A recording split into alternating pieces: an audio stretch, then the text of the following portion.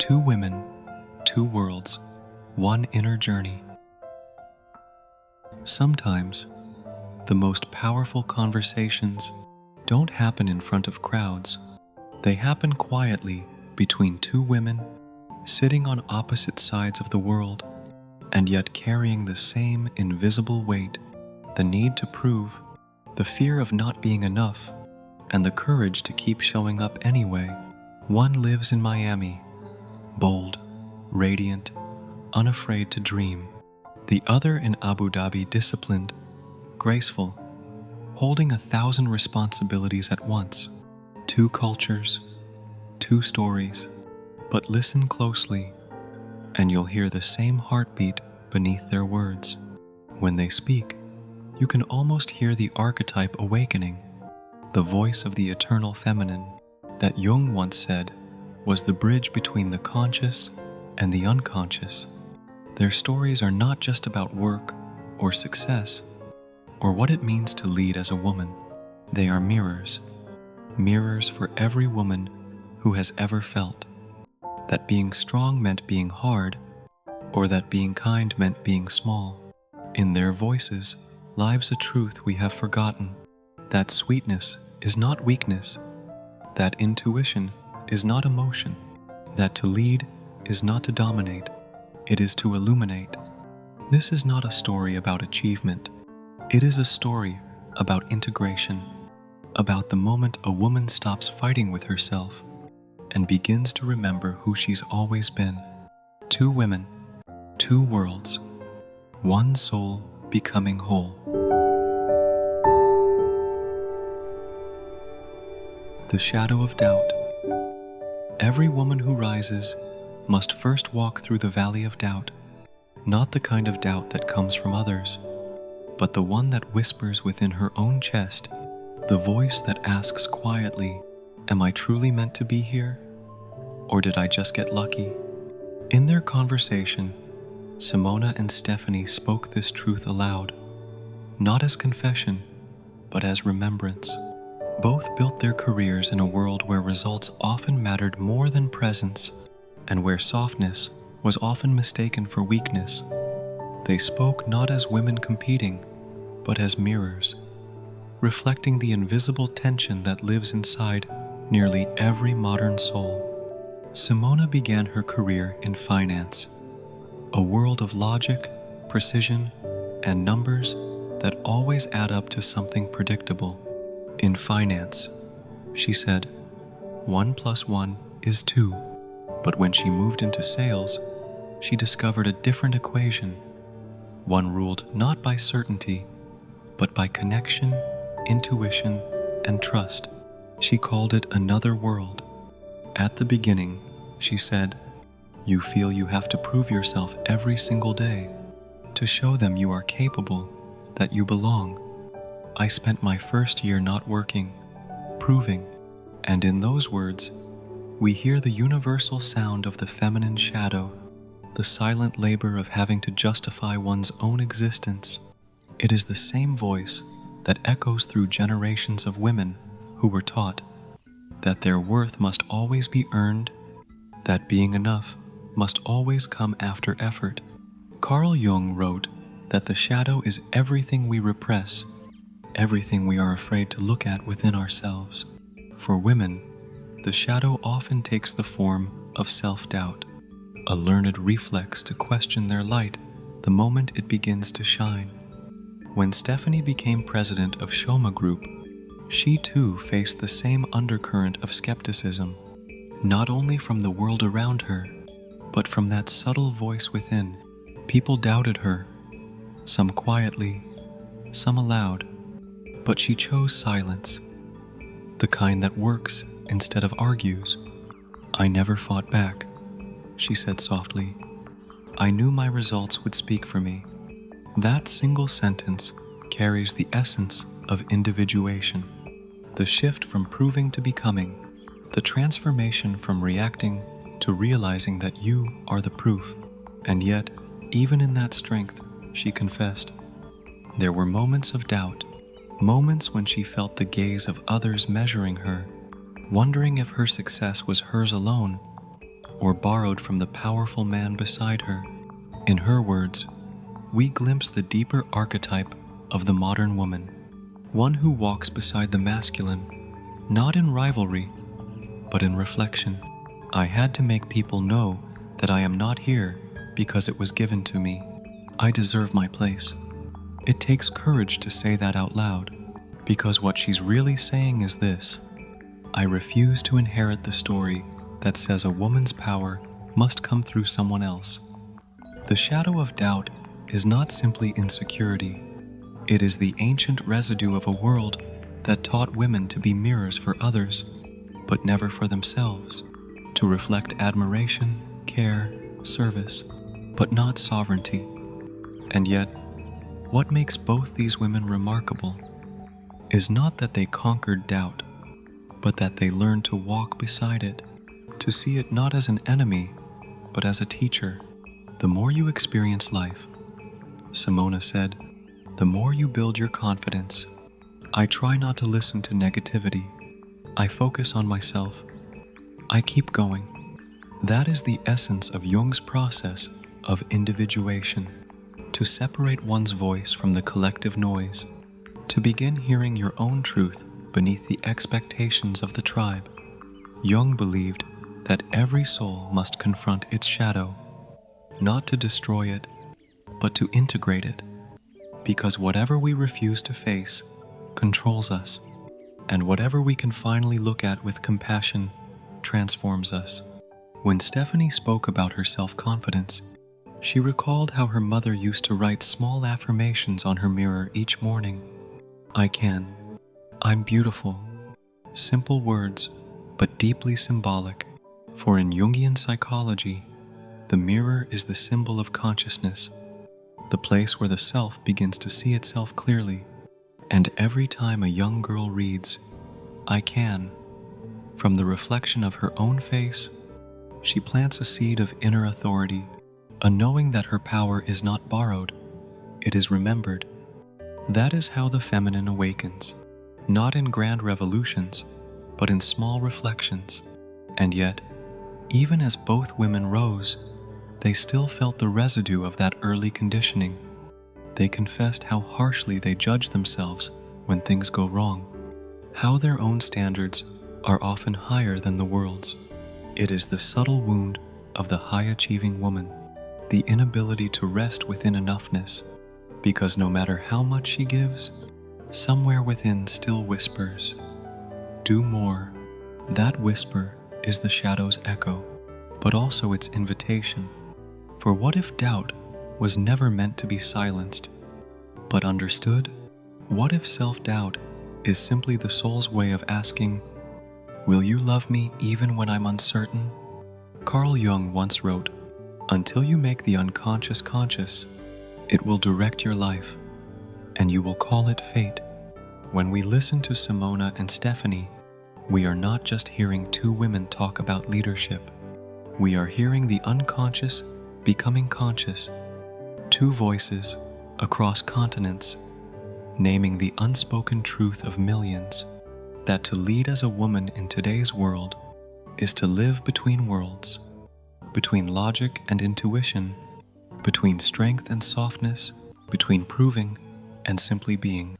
And in that tension lies the very birthplace of transformation, because only when the feminine faces her own doubt, without collapsing into it, can she reclaim her deepest knowing that leadership was never about being perfect, but about being present. Simona and Stephanie are not just executives, they are modern archetypes of the anima awakening, the feminine principle remembering itself in a masculine world. Each word they speak pulls the unconscious thread that connects every woman who has ever felt unseen and every man who has ever forgotten the power of softness. The shadow of doubt is not a weakness to overcome. It is the threshold we all must cross to meet the strength that does not shout, but simply is.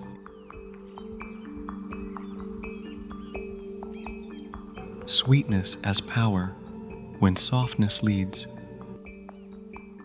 The world teaches us to lead by force, to speak louder, move faster, and prove that strength means domination. But what if true power is the ability to remain soft? In a world that has forgotten how to feel, in their quiet conversation, Simona and Stephanie touched something sacred, a forgotten truth that Jung once described as the reconciliation of opposites.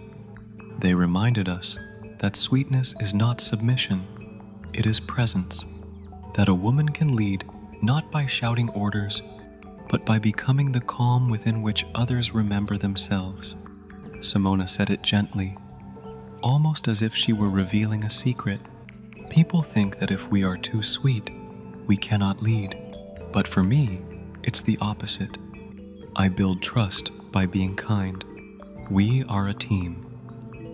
When we succeed together. When we fail together. There's something profoundly archetypal in that. Because what she described was not management. It was mother energy, not in the literal sense, but in the psychological one. The Great Mother archetype in Jungian philosophy is not only nurturing, she also holds. She knows how to correct without humiliation, how to guide without control. Her presence is both soft and steady, the place where others feel safe enough to grow. And this, Jung believed, is the missing element in modern leadership, the ability to lead through wholeness rather than hierarchy. Stephanie agreed, her voice carrying both conviction and empathy.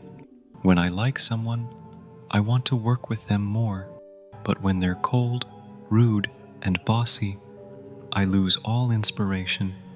She spoke not just as a leader, but as a student of human psychology. Because deep down, every human being, male or female, responds not to authority, but to attunement. The nervous system doesn't trust dominance. It trusts warmth, and in that way, softness is a form of intelligence. In Jung's Red Book, he wrote, "The soul is of feminine nature. It receives, it waits, it contemplates. It is not grasping, but understanding." That line could have been written for these two women.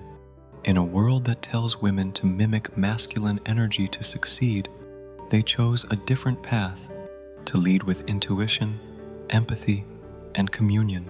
Because the feminine does not conquer, it connects. It does not impose, it invites.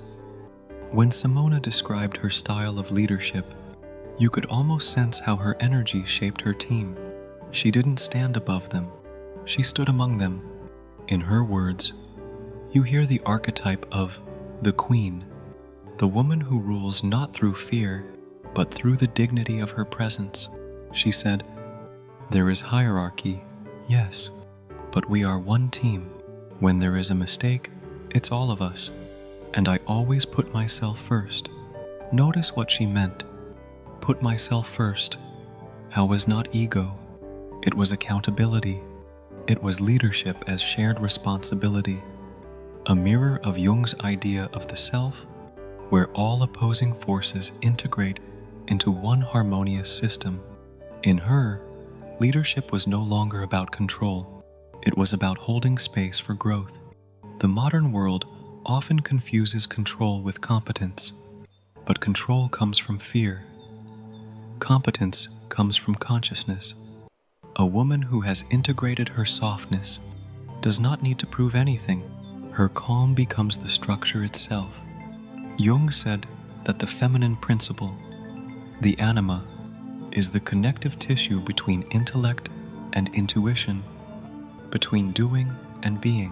When this energy leads, it brings balance back to a world obsessed with achievement. That's what makes Simona and Stephanie archetypal figures. They are anima, embodied in motion, bringing feeling into the masculine world of business, reminding it that creation needs compassion to sustain itself. There's a scene in their dialogue that stays with me. They both laugh softly when admitting that yes, People sometimes see kindness as a flaw, but they don't seem bitter. They seem awake, as if they've realized that the world only doubts what it secretly desires, because the world doesn't truly fear softness. It fears what softness reveals. When you stand calm amidst chaos, you mirror the disconnection others carry. You expose how addicted we have become to noise, speed, and control. Your peace becomes a provocation, a silent reminder that another way of being is possible. Simona said, "Before, I was always afraid to say something wrong. Now, I just do my best and let people talk. That's not passivity. It's detachment born of self-trust. It's the fruit of inner work, of someone who no longer needs the world's approval to validate her worth. In Jungian terms, this is the movement from persona to self. The persona is the mask we wear to please others. The perfect leader, the flawless woman, the tireless worker. But the self is what remains when the mask dissolves. It does not need applause. It radiates quietly, like candlelight that keeps burning whether or not anyone's watching. And that is the paradox of feminine power. The less she tries to impress, the more she influences, because her energy speaks directly to the unconscious, to that deep place within all of us that yearns for authenticity. When a woman leads from softness, she doesn't inspire fear. She awakens memory, the memory of being seen, of being safe, of being human. In that sense, she doesn't just lead, she heals, because her presence reminds others of what they, too, have forgotten. That we can be powerful without hardening, that we can be respected without becoming rigid, that we can be strong without abandoning grace. Jung once wrote that the feminine principle is the keeper of the soul's rhythm, and that when society loses contact with it, we fall into collective burnout and disconnection. But when the feminine returns, through empathy, stillness, and relational wisdom, the world begins to breathe again. Simona and Stephanie are not exceptions. They are reflections. They represent the countless women who are quietly reshaping leadership, not by fighting men, but by remembering the archetypal balance between fire and stillness. Their sweetness is not strategy. It's an ancient language the world forgot how to hear. A language that says, you don't have to dominate to lead. You only need to be whole. The sweetest leaders are not the ones who command obedience, but the ones who make others feel seen. Their power does not roar. It resonates. Their success does not conquer. It cultivates. Because in the end, sweetness is not the opposite of strength. It is the fragrance of strength that has made peace with itself. The mother in the mirror, the sacred guilt of modern woman. Every woman who has ever loved deeply knows the quiet ache of not being enough. It is a wound that does not scream. It hums softly beneath every act of care.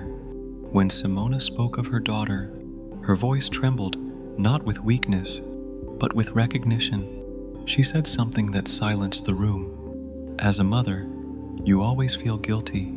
Guilty that you don't do enough at work. Guilty that you don't do enough at home. It's like you're constantly failing somewhere.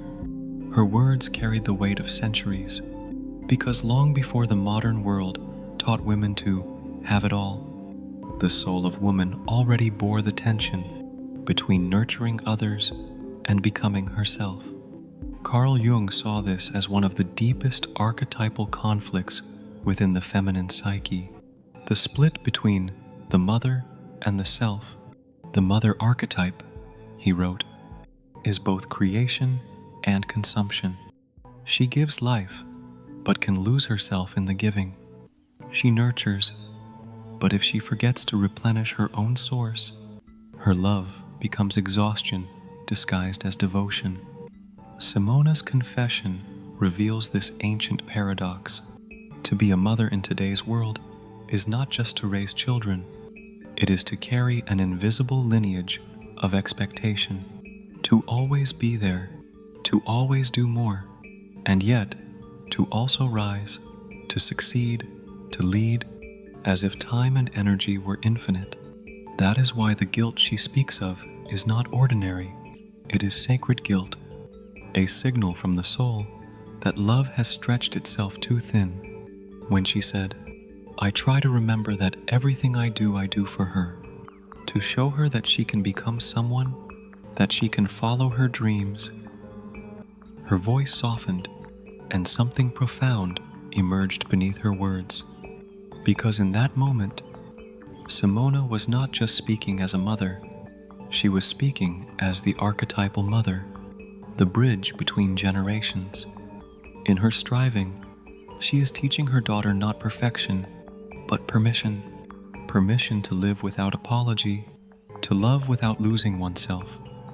That, too, is healing, because every woman who begins to forgive her own guilt also frees her daughter from inheriting it.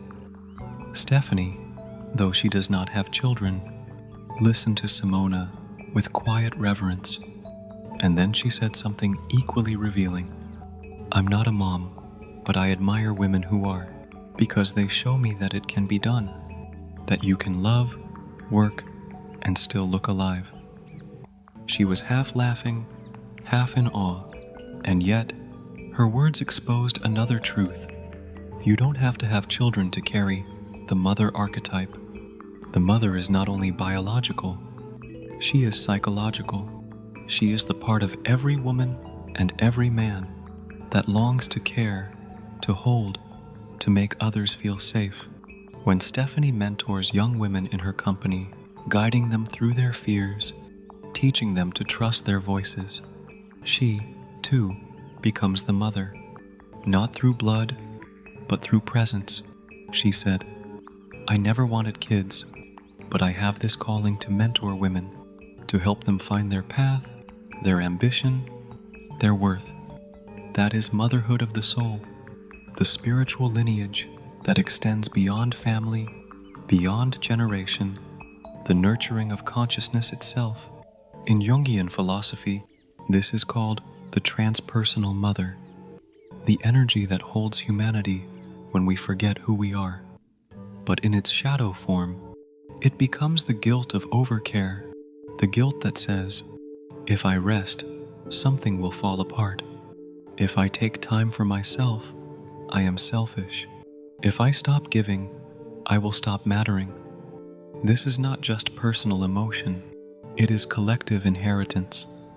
It lives in the collective unconscious of women who for centuries were valued for service, not selfhood. And yet, in Simona's voice, we hear something shifting. She is learning to honor her enoughness. "When I leave work for my daughter, I feel guilty. When I leave her to work, I feel guilty. But I'm learning. What I'm doing is for her." That sentence, "what I'm doing is for her," marks a psychological turning point.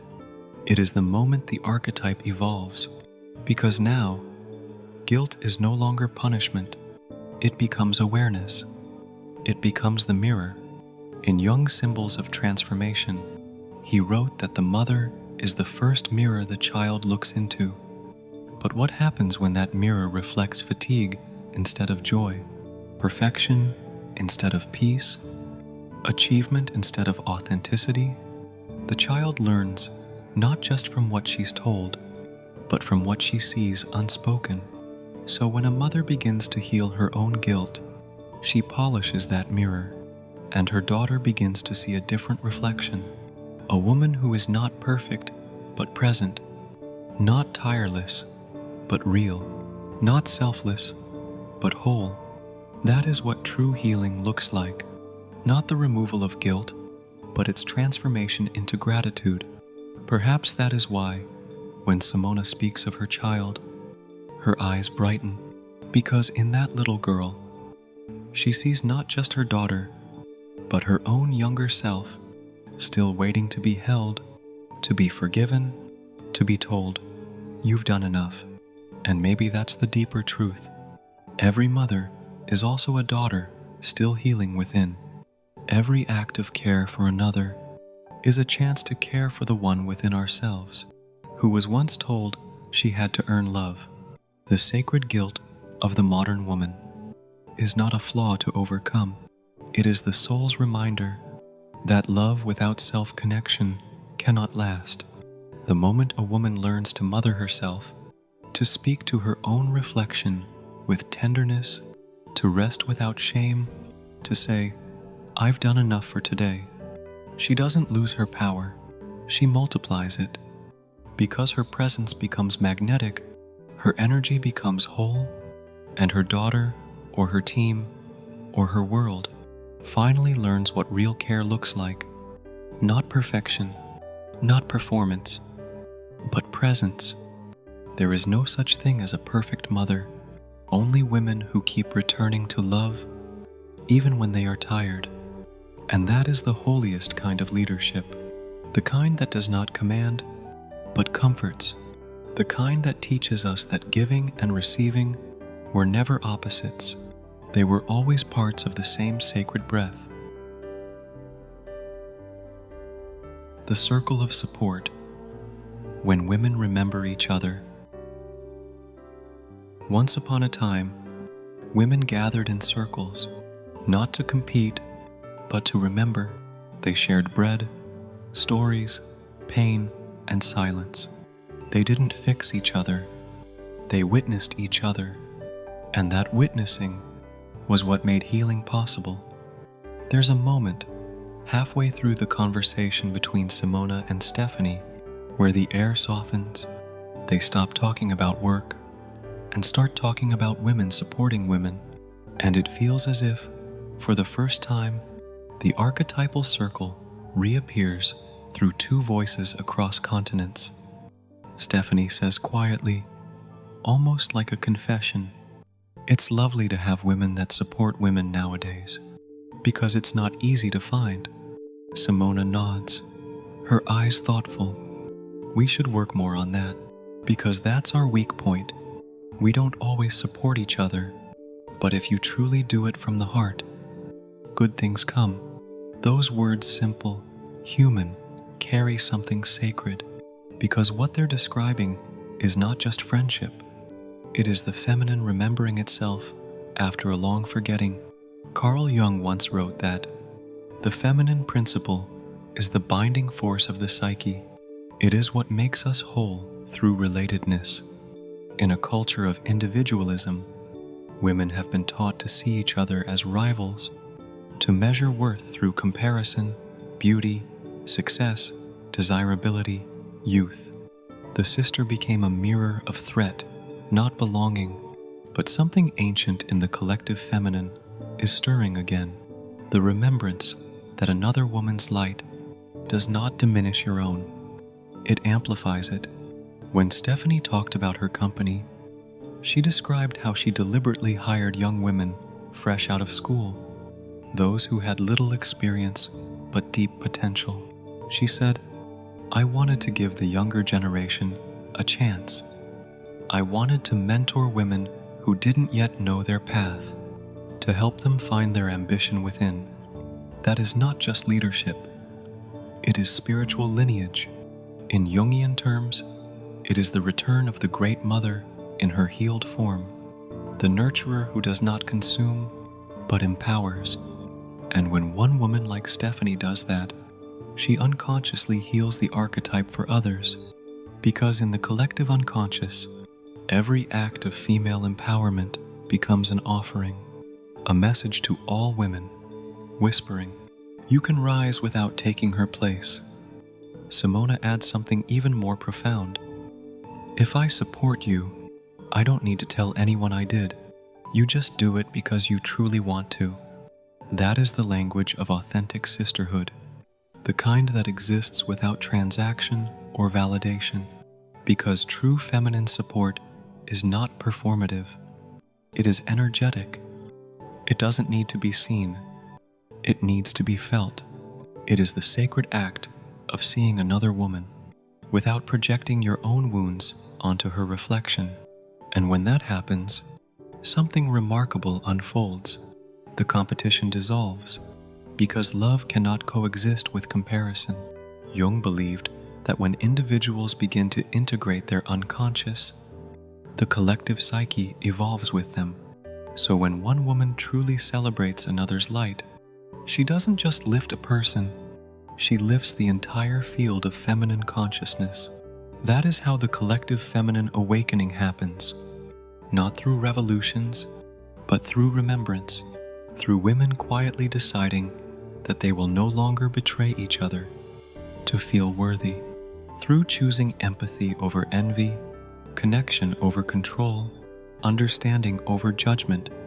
There's a line from Jung's Red Book that echoes here.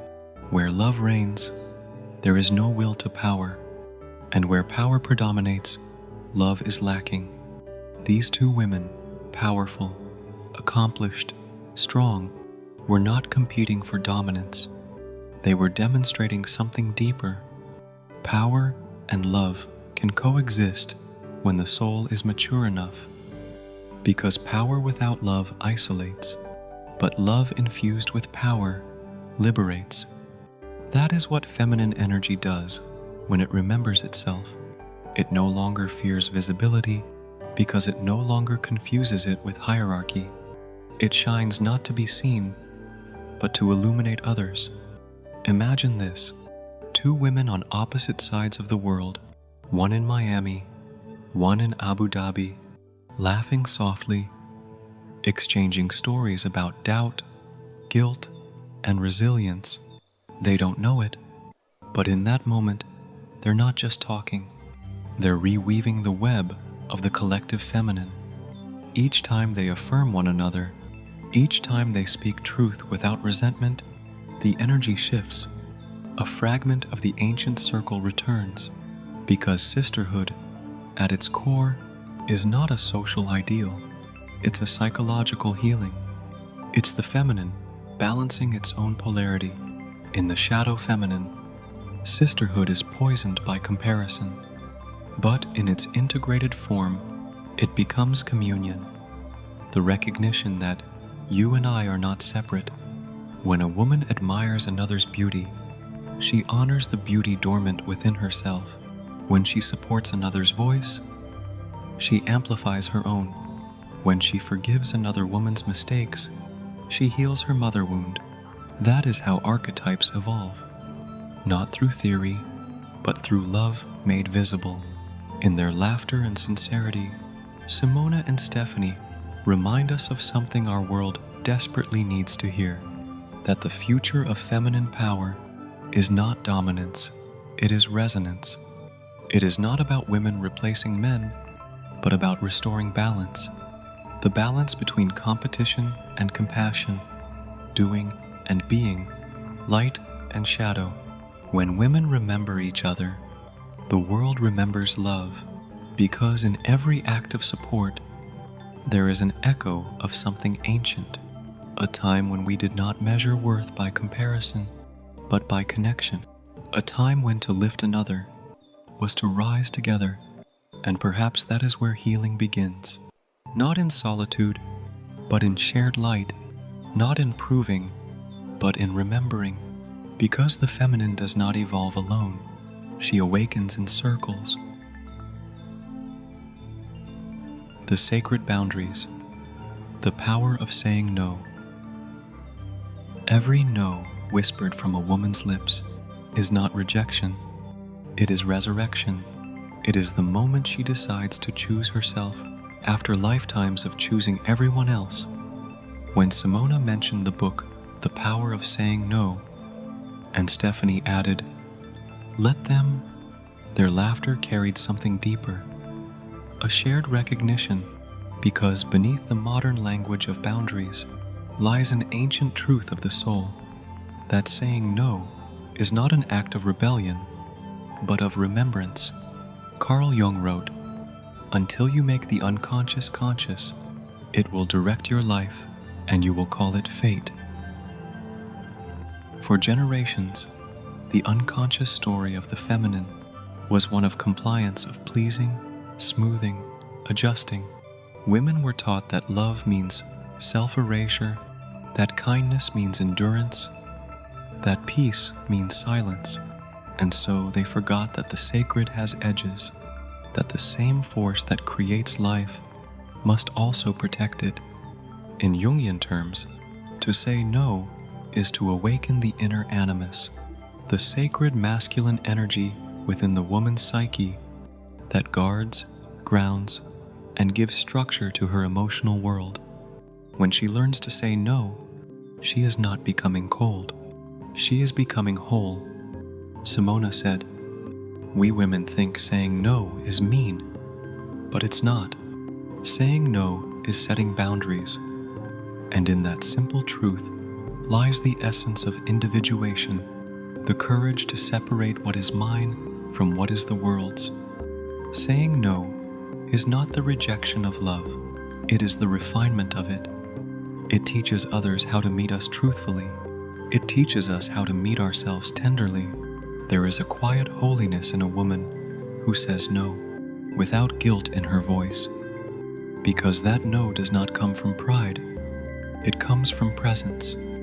It comes from a heart that has been emptied too many times and has finally learned that emptiness is not generosity, it is depletion. Stephanie said something that resonates on a deeper level. Let them talk. Let them think what they want. Focus on yourself. Be okay with you. It sounds simple, but this is a spiritual practice, because to truly let them is to surrender the illusion of control, the need to fix how others see you, the compulsion to manage every perception. In Jungian language, this is the dissolution of the persona, the false self we create to be loved. When a woman says, "Let them," she withdraws her life force from the endless drama of pleasing, proving, and performing. She returns home to herself. This is the paradox of feminine awakening. You cannot embody light if you are still trying to please the shadows around you, because every time you abandon yourself to avoid discomfort, the unconscious records it as betrayal, and over time, the psyche begins to ache, not from rejection, but from self-abandonment. That ache is the soul's cry for boundaries, not walls, but rivers, fluid edges that say, "You may come close, but not to the point of drowning me." Carl Jung saw boundaries as part of the individuation process. He wrote that, to become whole, the self must learn to contain its opposite. Boundaries are that containment. They hold love and truth in the same vessel, because love without limits becomes dependency, and truth without tenderness becomes cruelty.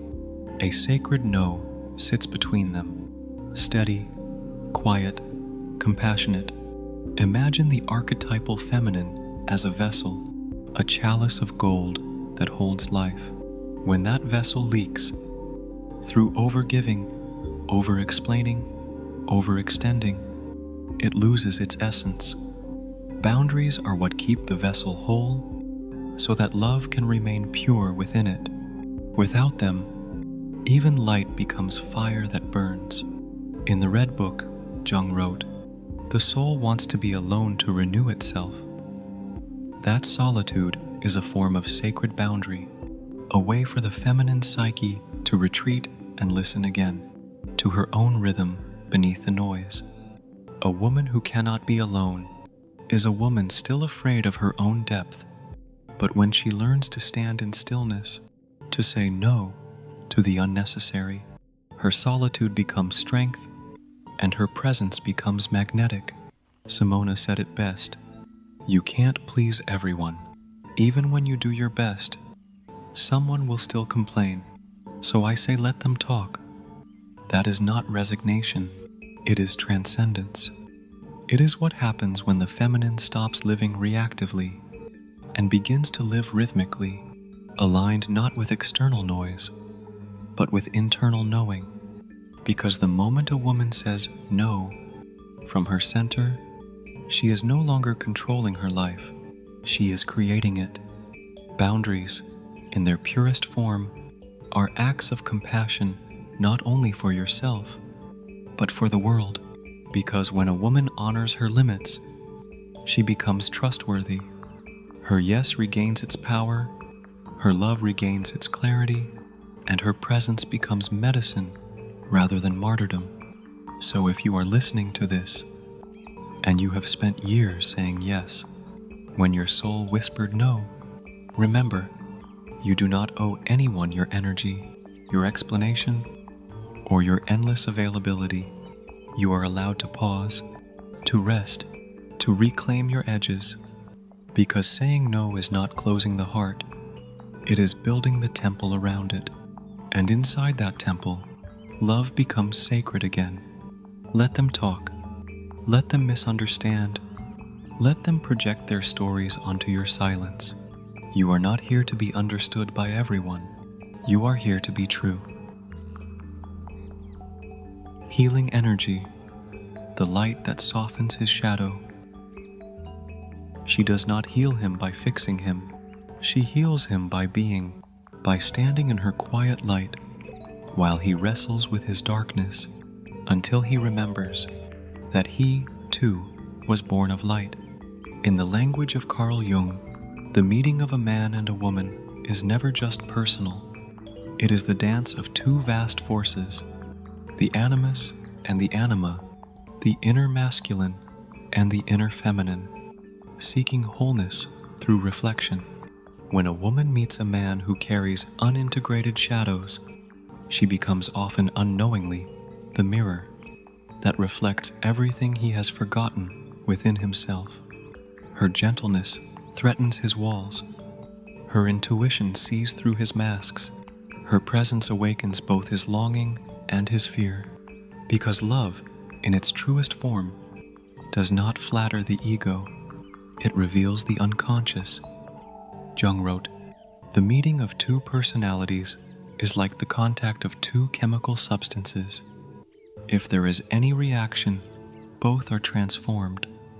And so, when a woman stands in her healed feminine, in her stillness, her receptivity, her self-possession, she does not change a man by trying to mold him. She changes him by reflecting him back to himself. Like moonlight revealing the contours of the night, she doesn't erase his shadows. She illuminates them softly. Stephanie once said in another conversation, "When you are centered in who you are, you stop chasing love. You attract what is ready for you." That truth lives here, because the feminine heart, when healed, no longer seeks to be chosen. It becomes the mirror that awakens choice in others. When she is grounded in her self-worth, a man standing before her feels his own split between who he is and who he could be. She becomes both sanctuary and challenge, the comfort of home and the call to growth. But here lies the sacred tension. She cannot heal his shadow by absorbing it. If she tries to carry his wounds, she only repeats the old myth that love must save.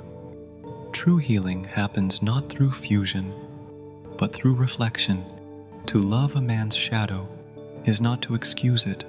It is to see it without collapsing into it, to stand still in the presence of his anger, his silence, his fear, not to fix them, but to remain anchored in your own light, because in that moment, you are showing him what consciousness feels like. Jung said that the shadow cannot be eliminated, it can only be integrated. A woman's energy becomes medicine when it invites integration, when her presence whispers, "You don't have to hide from me. I see you even in your chaos, and you are still worthy of meeting yourself." That is what softens the masculine shadow, not submission, but empathy without absorption. There is a kind of quiet radiance that appears in a woman who no longer fears her own depths. She has sat with her loneliness, She has faced her own rage, her own unmet longing. She has wept enough to know that tears are not weakness, they are purification. And because she has faced herself, she no longer flinches when the man before her trembles.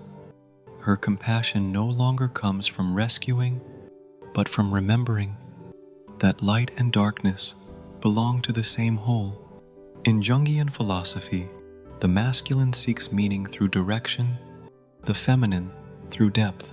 When these two meet in consciousness, a sacred polarity emerges, not as domination and submission, but as presence and awareness. She becomes the river, he becomes the mountain. One flows, one grounds. Together, they create landscape, the living metaphor of balance. Simona, with her warmth and steadiness, embodies this energy in leadership. She leads teams, raises a daughter, moves between roles with grace, not by forcing outcomes, but by trusting her rhythm. Her energy does not invade, it influences. That is how feminine healing works. It does not enter through words, it enters through frequency. The way she looks at you when you speak, the way she pauses before responding, the way her presence says, "I am here, I am listening." That is the therapy the masculine soul craves, to be met without being managed. When Jung spoke of the anima, he described her as the inner guide of a man's soul, the link between his conscious self and the unconscious depths. If a man represses his feminine side, his empathy, his sensitivity, his emotional truth, he becomes rigid, controlling, distant. But when he encounters a woman who embodies her own anima, something inside him begins to remember. Her energy whispers of forgotten tenderness. Her eyes reflect the boy he once was, before the world told him not to feel. And in that remembrance, he begins to soften, not to lose his strength, but to rediscover its heart. This is why true feminine energy is not passive. It is profoundly active in its stillness. It draws out authenticity simply by being authentic. It heals not by effort, but by alignment. Like sunlight through water, it reveals what is hidden, but never demands it to change. Because the moment she stops trying to fix, the man begins to awaken himself. Her presence becomes the mirror, where he meets the truth of his own reflection. Her patience becomes the silence, where his walls finally fall. And her love, not the love that saves, but the love that sees, becomes the bridge between his shadow and his soul. Carl Jung said, "The meeting of the self and the shadow is the moment of greatest transformation." For centuries, women tried to heal men through sacrifice, through caretaking, endurance, silence. But the awakened woman heals differently now. She no longer gives him her light. She becomes it, and in that light, he must choose to remain asleep or to rise. She does not chase him. She does not save him. She stands radiant, grounded, whole, and lets her energy speak. I am not here to complete you. I am here to remind you that you were never broken, because that is how the feminine heals, not through conquest, but through consciousness. Wholeness, the feminine soul in union with itself. She no longer asks, "When will someone see me?" because she now sees herself. She no longer waits for love to arrive, because she has become the place where love lives. After all the striving, all the giving, all the proving, there comes a moment in every woman's journey when she begins to long not for admiration, but for peace.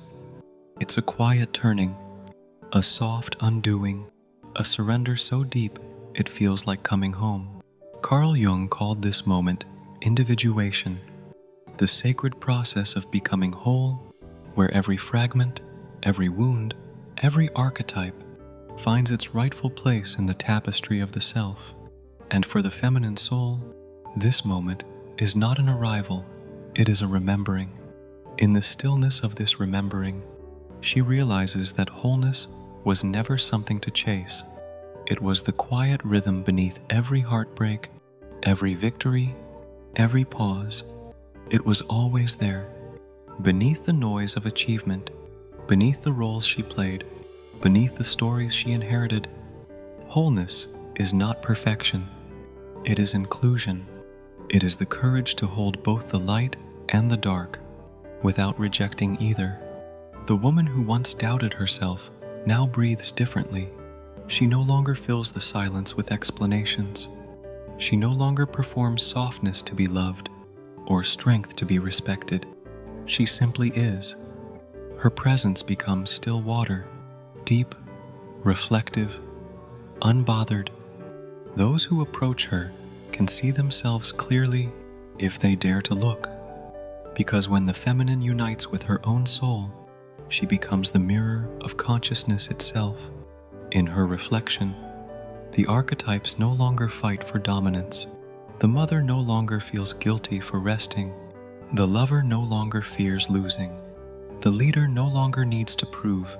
The mystic no longer hides her depth. All these selves, once fragmented, now sit together at the same table. They do not argue. They listen, and in their listening, the self breathes again. Jung once wrote, "Only the paradox comes anywhere near to expressing the fullness of life." Wholeness, then, is paradox embodied, to be soft yet strong, visible yet private, loving yet free, to walk the world without closing your heart, and to rest within that heart without fleeing the world.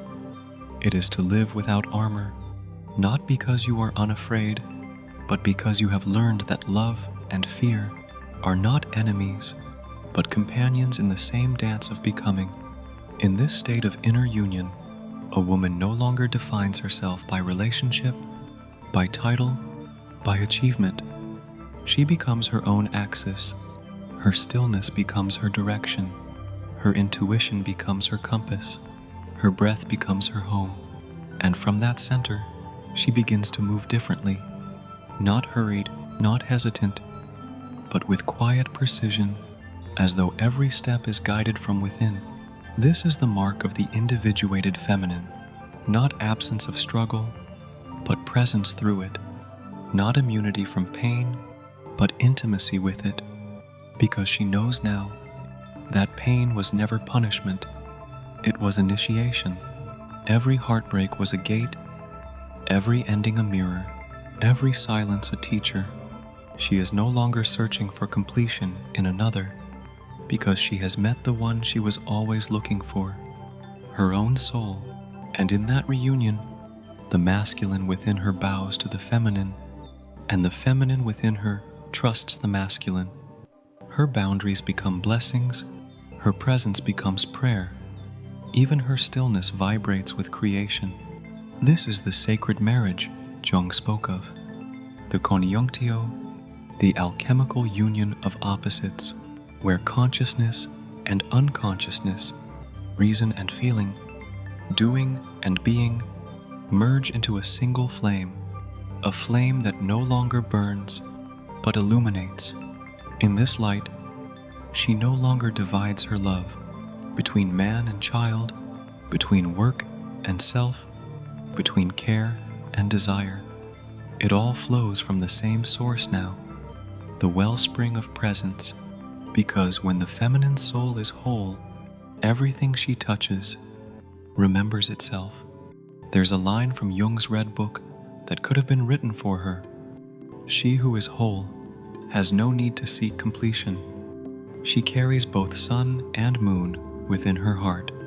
When a woman reaches this state of inner union, she becomes a quiet revolution, not loud, not demanding, but luminous.